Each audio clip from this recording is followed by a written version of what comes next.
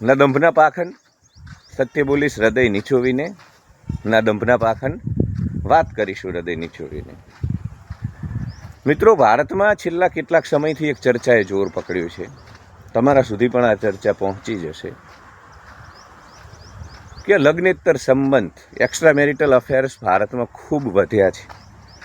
ખાસ કરીને કોર્પોરેટમાં, નોકરીના સ્થળે ખૂબ જ લગ્નેતર સંબંધો વધ્યા છે. આ પ્રકારના સમાચારો તમે ક્યાંક ને ક્યાંક, કેમ કે છેલ્લા 6-7 મહિનાથી આનો પ્રચાર ચાલે છે. વિવિધ પ્રકારના આંકડાઓ, મેક્સિકો પછી અથવા તો મેક્સિકોની સમાંતર ભારતમાં સૌથી વધુ લગ્નેતર સંબંધ. તો મને પણ કેટલાક લોકોએ પૂછ્યું કે આ મામલે તમારું શું માનવું છે. તો આ બિલકુલ વધ્યા છે, પણ એવું નથી કે એ આ સદીમાં વધ્યા છે અથવા તો આ સદીની હકીકત છે. સ્ત્રી પુરુષનું આકર્ષણ અને લગ્નેતર સંબંધ, એડલ્ટરી જે આપણે કહીએ ને કે બે પુખ્ત વયના લોકો, પરિણીત પુખ્ત વયના લોકો અથવા તો એક પરિણીત અને છતાં એમની વચ્ચેના શારીરિક સંબંધો, જેને એડલ્ટરી કહેવામાં આવે છે, એ ભારતમાં મનુષ્યતામાં જ છે. એ તમે ગુફા યુગમાં હતા, પથ્થર યુગમાં હતા, ત્યારથી મનુષ્ય જીવનનો હિસ્સો છે જ. એ હકીકત છે કે અત્યારે આ બધું કરવા માટે થઈ અને તમારી પાસે વ્યવસ્થાઓ છે. તમારી પાસે ઓયો રૂમ છે, તમારી પાસે હોટેલો છે, તમારી પાસે સોશિયલ મીડિયા છે, તમારી પાસે કાર છે. કારની અંદર પણ ઘણા બધા કપલ મળતા હોય છે. એટલે એ પહેલાં કરતાં સુગમતા વધી છે, સુગમતા. બીજું સ્વાભાવિક છે કે તમે જ્યારે કોર્પોરેટમાં હોય, કોર્પોરેટના નરકમાં નોકરી કરતા હોય, એટલે ઘણી બધી મહિલાઓ એના પુરુષ કરતાં તો, પતિ કરતાં તો બીજા અન્ય પુરુષો સાથે દિવસમાં વધુ પડતો સમય રહે. કેમ કે ઓફિસમાં 8-9 કલાક જે નોકરી કરવાની હોય એ દરમિયાન તો એ બીજા પુરુષો સાથે જ હોય.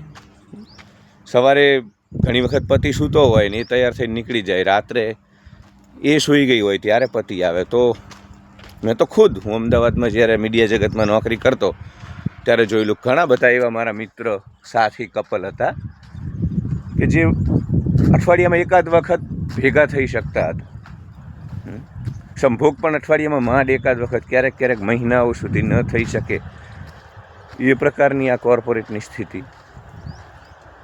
એટલે સ્વાભાવિક છે કે સ્ત્રી અને પુરુષ, જેમ સ્ત્રી અન્ય પુરુષો સાથે રહે પતિ કરતાં પણ, કેમ કે અર્બન રેટ રેસ અને આ બધી માયાજાળ જ એવી છે કે તમે સતત એના દોડતા જ રહો, એમની વ્યવસ્થાઓ માટે દોડતા રહો. એમ પુરુષ પણ અન્ય સ્ત્રીઓ સાથે ઓફિસમાં રહે. એટલે જુઓ, આપણા ઘણા બધા શાસ્ત્રોમાં પણ લખેલું છે કે સગા ભાઈ બહેનને પણ એકસાથે એકાંતમાં ન રહેવું. તો આવું શા માટે લખવામાં આવ્યું, આવું શા માટે માનવામાં આવ્યું? કારણ કે સ્ત્રી પુરુષ જ્યારે પણ એકબીજાના સહવાસમાં, સંસર્ગમાં આવે, એકબીજાની નજીક વ્યવહાર જગતમાં આવે, સામાજિક જગતમાં આવે, નોકરીની જગ્યાએ આવે, એટલે આકર્ષણ સ્વાભાવિક છે, એ કુદરતી છે. એટલે જ આપણે વ્યવસ્થાઓ એવી રાખી હતી કે સ્ત્રી અને પુરુષ બહુ ઓછા જ સંપર્કમાં આવે. આપણા ઘણા બધા સંન્યાસીઓ સ્ત્રીઓથી દૂર રહેતા, એનું કારણ એ છે કે જ્યાં સુધી માણસ જીતેન્દ્રિય નથી બન્યો, જાગી નથી ગયો, મન વિચાર ઇન્દ્રિય વિચારોના સ્તરથી ઉપર નથી ઉઠી ગયો, ત્યાં સુધી એનું મન પર કાબૂ કરવું અઘરું છે. એટલે લગ્નેતર સંબંધો ભારતમાં પહેલેથી ચાલ્યા આવ્યા છે. એ આજના જમાનાની હકીકત છે. એવું જ્યારે પહેલાંના જમાના પણ લોકો, પહેલાં જ્યારે ઇલેક્ટ્રિસિટી નહોતી ત્યારે લોકો ખાસ કરીને ગામડાઓમાં અંધકારમાં, રાત્રેના અંધકારમાં, સવારના અંધકારમાં, એ અંધકારનો ફાયદો ઉઠાવીને પ્રેમીજનો મળતા. આજે પણ ગામના વનવગડામાં અંધકારનો ફાયદો ઉઠાવી હજુ પણ મળે જ છે. એટલે સ્ત્રી પુરુષના સંબંધો હાલ વધ્યા છે એવું નથી, હાલ સુગમતા છે. એ તો તમારી અંદર પડ્યું છે, આહાર નિંદ્રા ભય મૈથુન. અને એક કરતાં વધુ પુરુષ પ્રત્યે સ્ત્રીને આકર્ષણ થવું, એક કરતાં વધુ સ્ત્રીઓ એ પણ સહજ છે. પોલીગામી નૈસર્ગિક છે. વિવાહ સંસ્થા તો તમારી હમણાંની છે, એક સાથે રહેવું આ તો હમણાંનું છે. એટલે નેચર એક તો આમાં કુદરત પણ ભાગ ભજવે છે કે એક કરતાં વધુ આકર્ષણ.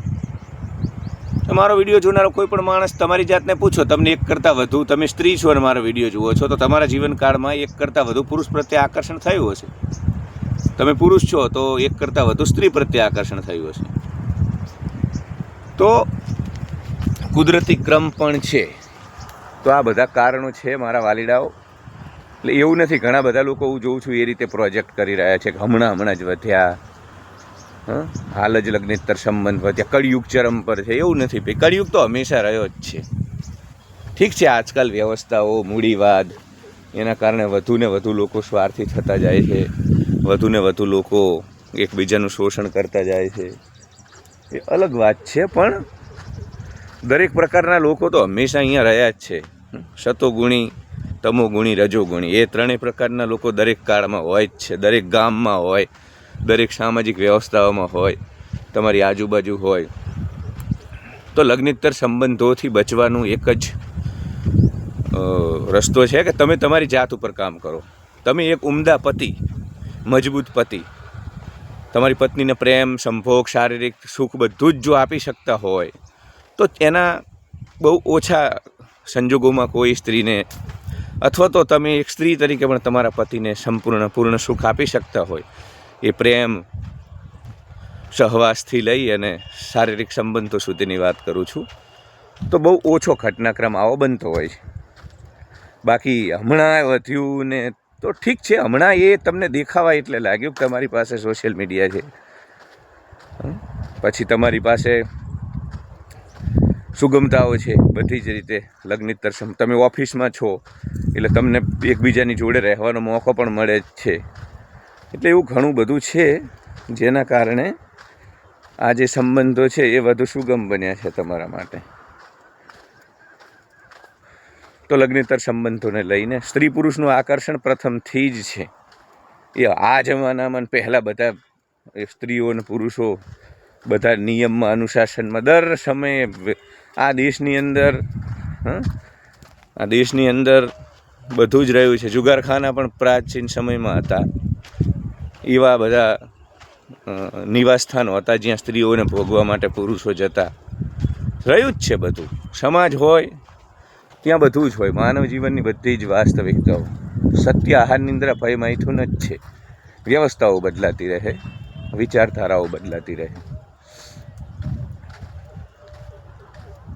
તો એક તો પોતે સંબંધોની અંદર 100% આપવું, અને બીજું બને ત્યાં સુધી સ્ત્રી અને પુરુષનો સંસર્ગ ઓછો થાય એ પ્રકારનો માહોલ જ. ઘણા બધા લોકોને કદાચ આ વાત મારી ગળે નહીં ઉતરે, પણ મિત્રો, કોઈ પણ પુરુષ ગમે એટલો દાવો કરે, કોઈ પણ સ્ત્રી ગમે એટલો દાવો કરે, એ સંસર્ગમાં સતત રહે એટલે ભીતર પ્રેમની કુંપણ ફૂટે જ. બીજું, તમારા લગ્ન સમયને લાંબો સમય થયો હોય એટલે તમે એ તીવ્રતાથી તમારી પત્ની સાથે ન રહી શકો જેટલો એક નવો માણસ રહી શકે, અથવા તમારી ગર્લફ્રેન્ડ, વોટએવર, અથવા તો નવી કોઈ ગર્લફ્રેન્ડ, અથવા તો બંને તરફની વાત કરું. એટલે આ બધી હકીકતો છે. એટલે જે વધુ અટેન્શન આપે, વધુ સંતુષ્ટિ આપે દરેક બાબતમાં, શારીરિક સંબંધોથી લઈને માનસિક સથવારામાં, એની પાછળ સ્ત્રીનું આકર્ષણ થઈ જવું અથવા તો પુરુષનું થઈ જવું. કારણ કે લગ્નના 10-15 વર્ષ પછી બંને એકબીજાને જાણતા હોય, પૂરેપૂરા ભોગવી લીધા હોય, એટલે આકર્ષણ સહજ છે ઓછું થાય ને એ વખતે નવા લોકોની એન્ટ્રી.